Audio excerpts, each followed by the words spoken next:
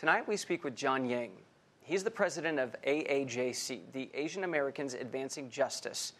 They have a huge stake in this because thousands of dreamers are from Asian countries, and they see the clock ticking down all the time. 3 months left at this point. John is now, today, a successful, influential Asian American, but as he told me, he also was a dreamer.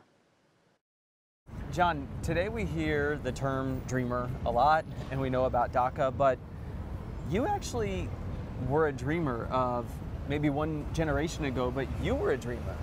I was. I came over to the United States when I was 2 years old.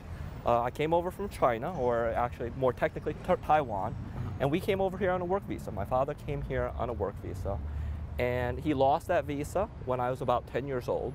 And so we stayed here without papers for about 7 years. And so for me, it wasn't until the 1986 Immigration Reform and Control Act that was bipartisan legislation that I got my path to citizenship. So I actually, in that sense, this is personal to me. This is very personal to me. We are 3 months into a 6-month deadline. Talk to me about what your organization's doing in the Asian American dreamers who you work with. About 16,000 that are DACA recipients. There's probably another 130,000 Asians that are so-called dreamers that would be part of this legislation. They just didn't sign up? Or they didn't sign up. They didn't quite trust the system. People didn't get the information out in time. And there's a lot of different reasons.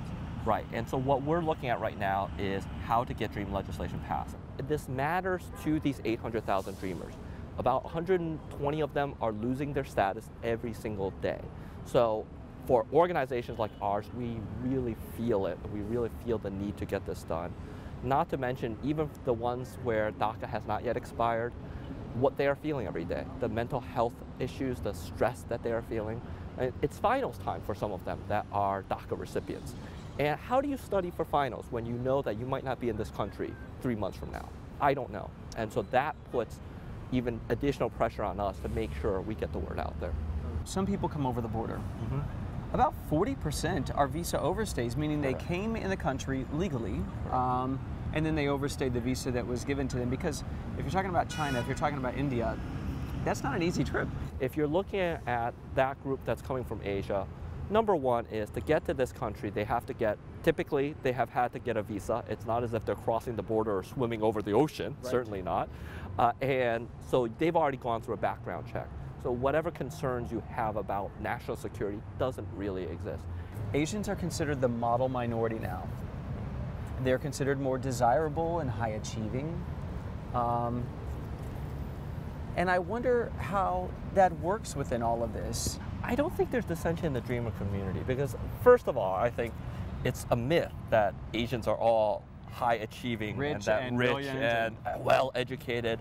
Because if you break down the population, yes, there are some that are doing well, but that's true in any community. But then if you break it down, there's actually a lot of needs, and even in the Asian community. These are people that are students, young adults, that are working, that are contributing to our society. And to say that they don't belong here really offends us from a human rights perspective. What are their dreams? What do they want to be in life here in the U.S.? Some of them want to be doctors. Some of them want to work out in the field. So many of them want to be teachers. A lot of them want to be active in many different ways in society. And that's the beautiful thing about it, is you can't sort of stereotype them. They really are American in that way.